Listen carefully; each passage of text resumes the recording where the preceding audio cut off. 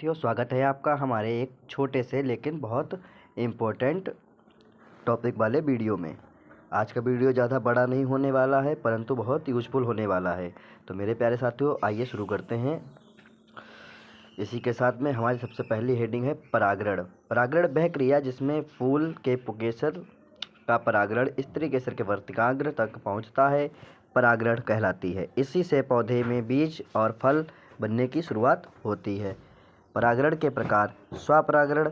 जब परागण उसी फूल या उसी पौधे से एक दूसरे के वर्तिकाग्र तक पहुँचते हैं तब ये स्वपरागण कहलाते हैं। जैसे मटर, टमाटर, इसमें बाहर के माध्यम की आवश्यकता नहीं होती है, गुण भी लगभग वही रहते हैं। पर परागण, यह है हमारा दूसरा। जब परागण दूसरे पौधों के फल के वर्तिकाग्र पर पहुँचते हैं तब इसे पर परागण कहते हैं। इसमें माध्य वायु, पानी, कीट, पक्षी हो सकता है। जैसे गेहूं में वायु परागण, सूरजमुखी में कीट परागण। इनमें नए नए गुण बनते हैं तथा पौधे स्वरूप मजबूत होते हैं। इसके बाद है हमारा नेक्स्ट वायु परागण। यह परागण वह पर परागण हैं जिनमें परागणों का स्थानांतरण हवा के माध्यम से होता है। वायु परागण वाले फूलों की विशेषताएं। परागण हल्के, सूखे, बहुत संख्या में बने होते हैं। फूल प्रायः छोटे और बिना सुगंध के होते हैं। वर्तिकाग्र रोगयुक्त और फैला हुआ होता है जिससे परागण वर्तिकाग्र रोगयुक्त और फैला हुआ होता है जिसमें पराग आसानी से पकड़े जाएं। उदाहरण गेहूँ, मक्का, धान, घास के पौधे। इसका फायदा है कि कीट या पानी पर निर्भर नहीं होता है तथा खुले क्षेत्रों में आसान परागण होता है, परंतु इसमें बहुत सारा परागण बेकार चला जाता है। समष्टि। समष्टि का अर्थ है एक ही प्रजाति के वे सभी जीव जो किसी निश्चित आकार और समय के साथ रहते हैं, आपस में प्रजनन करते हैं। जैसे किसी तालाब में सारी मछलियाँ, गांव में सारे नीम के पेड़ और जंगल में सारे पेड़।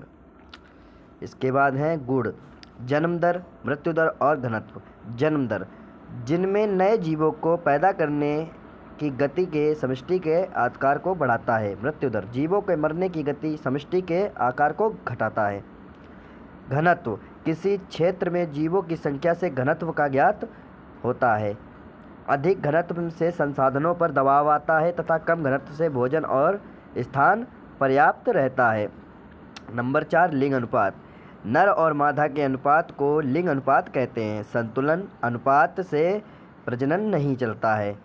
नेक्स्ट टॉपिक है हमारा जैविक विकास। जैविक विकास वह धीमी और लगातार चलने वाली प्रक्रिया है जिसके द्वारा पृथ्वी पर नए नए जीव उत्पन्न हुए, पुराने जीवों में परिवर्तन होते गए। प्रारंभ में धरती पर बहुत सरल कोशिकीय जीव थे, पर लाखों वर्ष तक जीव जटिल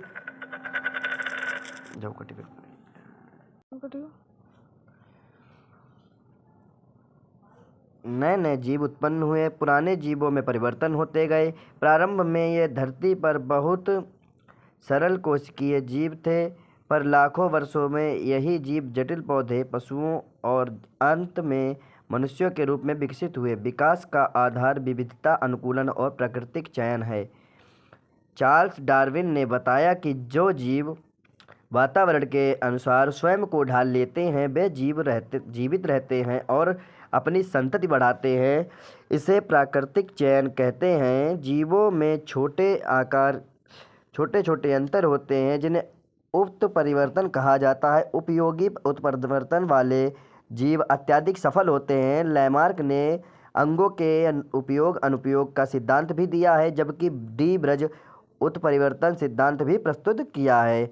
जैविक विकास में प्रमाण जीवाश्मों से मिलते हैं। चट्टानों में दबे प्राचीन जीवों के अवशेष बताते हैं कि पहले कौन से जीव थे। समजात अंग जैसे मनुष्य का हाथ और पक्षी के पंख यह दिखाते हैं कि सभी जीव किसी समान पूर्वज से जुड़े होते हैं। भूण विज्ञान और तुलनात्मक संरचना में विकास के संवर्धन करते हैं। विकास में से जीवों में अनुकूलन आता है। ऊँट में गद्देदार पैर, मछली के गलफड़े, पक्षियों की खोखली हड्डियाँ, ये सब वातावरण के अनुसार बने गुण हैं। आज भी विकास रुकता नहीं, वातावरण बदलने पर जीव भी बदलते रहते हैं। अतः जीवन विकास ने पृथ्वी को जीवन की अद्भुत विविधता प्रदान की है। इसी समझ से हमें यह ज्ञान मिलता है कि मनुष्य भी प्रकृति का एक भाग है और हमें सभी जीवों का संरक्षण करना चाहिए।